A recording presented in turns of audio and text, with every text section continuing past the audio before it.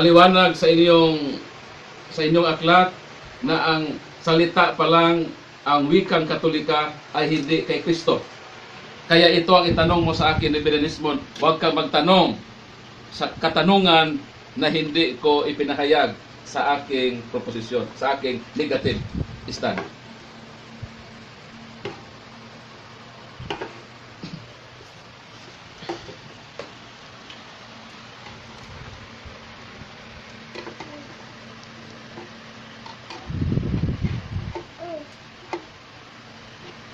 Sapagkat maliwanag na hindi ito itinatag ng ating Panginoong Kristo at hindi ito sa Diyos, sapagkat sa kasaysayan ng Iglesia Katolika ay maraming korupsyon, maraming iskandalo at maraming Katoliko na namumuhay sa kasamaan. Kaya siguro ako na ito'y hindi sa Diyos at ang Iglesia na ito ay natalikod sang-ayon sa mga ebidensya ng kasaysayan. Kaya sigurado ako, Reverend, na ito'y hindi sa Diyos at kay Kristo.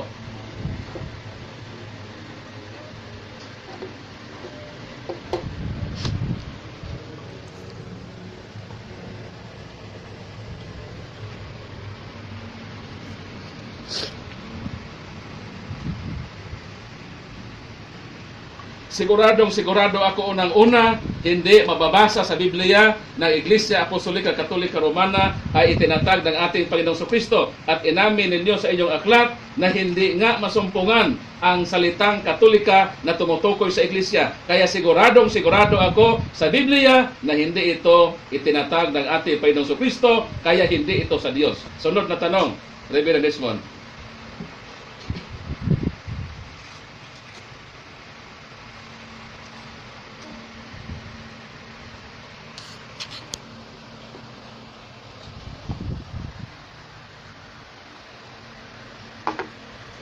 Sapagkat ang ating Panginoong Kristo ay nagtatag ng iglesia at ang iglesia ang kanya itinatag, sinabi doon sa Roma 16:16 na magbatian kayo sa banal na halik. Ang lahat na iglesia ni Kristo ay bumabati sa inyo. Iglesia po ni Kristo ay tinatag ng ating Panginoong Kristo at pinatunayan sa inyong aklat, Fundamental of Catholic Dogma, na ang pangalan na iglesia ay tinatag ni Kristo ay iglesia ni Kristo, hindi iglesia Katolika. Kaya sigurado ako na ang itinatag ni Kristo ay hindi Iglesia Apostolika Katolika Romana, kundi iglesia ni Kristo sang-ayon sa Biblia at sang-ayon sa aklat Katoliko.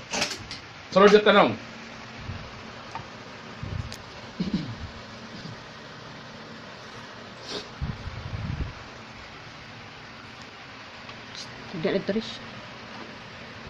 Objection, Father Richmond, ang huwag mong pag-usapan ang ibang iglesia.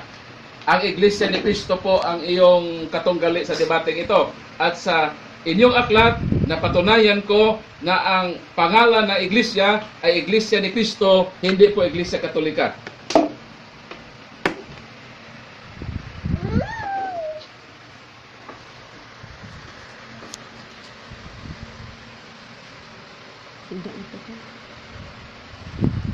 Objection, Mr. Moderator, hindi po ito tungkol sa Iglesia ni Kristo na lumitaw sa Pilipinas noong 1914. Ang kanya pong obligasyon ay upang itayo ang kanyang proposisyon na Iglesia Katolika. Dapat ito po itanong niya sa akin ang tungkol sa Iglesia Apostolika Katolika Romana. Mamayang second topic na po yun, Reverend Desmond, Mr. Moderator.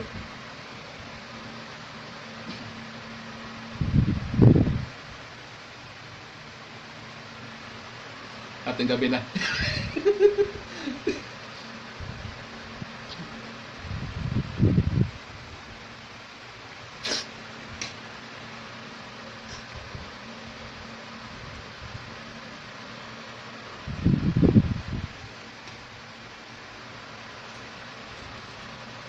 Mr. Moderator,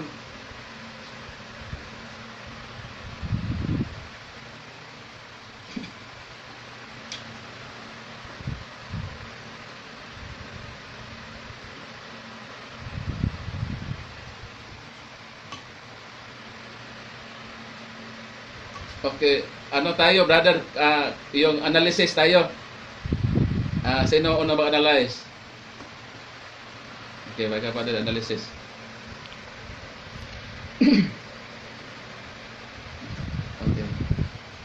Good evening, Brother Dwayne. Oh, hello, okay, okay. Okay, good evening.